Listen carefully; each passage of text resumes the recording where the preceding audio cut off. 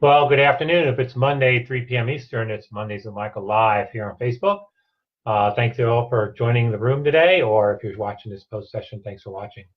If you're with me last week or so, the video, I'm doing this three-part series on pre-employment assessment, making sure that you find the right person with the right fit for your organization. Last week we talked about kind of the first step in the process of the assessment. We talked about can the person really do the job? And the way we do that is through our assessment tool, the PXT Select. And the first part of that assessment, as we talked about last week, measures verbal ability and numeric ability. And that's very, very important depending on the job, how people communicate, how they work with numbers, how do they fit based on the job requirement. Very, very important. So first part is can they do the job?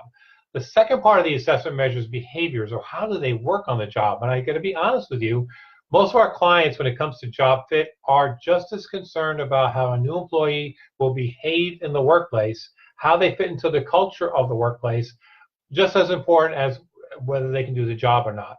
A lot of that job stuff they do get from the resume, and so there's also the resume part of this. But today we're going to talk about behaviors. What type of behaviors are required for the job, and what behaviors will make the employee more successful, not only in doing the job, but frankly in getting along with others in the workplace. Because we do hear this quite regularly from clients. We hired Mary, we hired Joe, and boy, they on paper they look great, but when we got them into the workplace, their behaviors just didn't really mesh with what was required for the job and into the culture of the organization. So I'm going to go back to my trusty notes, and today we're going to talk about the 9 behaviors that are measured by the PXT Select assessment and how the scales work on those behaviors. So the first scale we look at in the behavior section of this assessment is pace. So is the person more steady and patient in the workplace, or are they driven and fast-paced? So people who prefer a steady pace are usually reflective and prefer to think through things before acting, kind of that methodical. People who prefer an urgent pace can become frustrated when results don't come quickly. And so depending on how the person scores the assessment, you'll see where they fall on the scale. So that pace becomes a very important part of the assessment. The second thing we look at is assertiveness, expression of opinions and need for control. The two things on the either end of the scale are unassuming, whether the person is diplomatic, or forceful, as is this person competitive in the workplace. So unassuming individuals tend to feel comfortable letting others take the lead while they sit comfortably behind the scenes, and that may be required for the job. The other side of that scale, on the assertiveness scale, is being forceful. Individuals feel compelled to express their opinions even if it causes tension. Sometimes they like to engage in conflict because they like being in that space. So again, where do they fall on the assertiveness scale? The third scale is sociability, desire for interaction with others. We measure anywhere from reserved, introverted, to extroverted and people-oriented. Again, depending on the requirement of the job, where they fall on the scale. So people who are reserved tend to prefer to keep to themselves and to keep very private. Again, we see that in introverted people in the workplace. Outgoing individuals probably never tired meeting new people and participating in social events. So if this job requires somebody to be outgoing, obviously they would want to be on this side of the scale. The next scale is conformity, attitude on policies and on supervision. Measure two things here, whether the individual is strong-willed, individualistic in their thinking, or compliant, conventional, likes to work within the rules.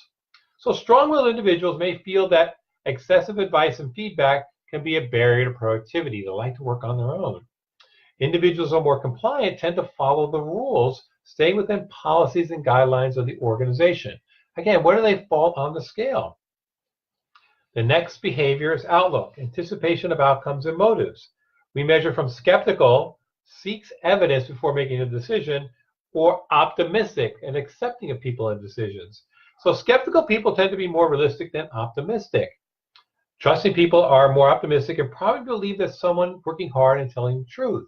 So again, depending on where they are on the scale, does this person fit into the culture? The next scale is decisiveness, use of speed and caution to make decisions. We measure deliberate, analyzes before making decisions, or bold, accepts risk and then moves quickly. The more deliberate individual value methodical analysis when making their decisions, where people who hold bold prefer to make decisions quickly, even when more time is available. Where do they fit? What does the job require? Next scale is accommodation, inclination to attend others' needs and ideas. We measure steadfast, willingness to express disagreement, and agreeable, harmonious, and amenable. So again, steadfast people probably have strong opinions about how things should be done, and others may describe them as tough-minded. Where agreeable individuals tend to look at what needs of others, and they're usually very easygoing. Again, what's important for the job. The next behavioral scale is independence, a level of preference for instruction and guidance. We measure from reliant, may seek support, to autonomous, slow to seek guidance. Reliant individuals would rather have too much supervision than too little, and those that are autonomous may be bothered when another person is making decisions that directly impact their jobs. Again, depending on the level of supervision, this scale is going to come into play. And then the last scale is judgment, basis for forming opinions and making decisions. We measure from intuitive, may follow a hunch, to factual, need logic before can make decisions. So intuitive individuals trust their feelings and gut and may believe that a good decision cannot be made without emotional reasoning. Where those who are more factual in their judgment are probably very analytical, and they're rarely swayed by emotional arguments. So those are the 9 scales. Those are the 9 scales that we measure in the assessment under the behavior part of the assessment. So now we've got the can the person do the job, what we learned about last week, verbal reasoning and numeric reasoning and those types of things. Can the person do the job? This week we look at the behaviors, whether the person can fit into the culture of the job, and depending on those scales, where they are in the behavior side of the equation. Next week's session will be about interests.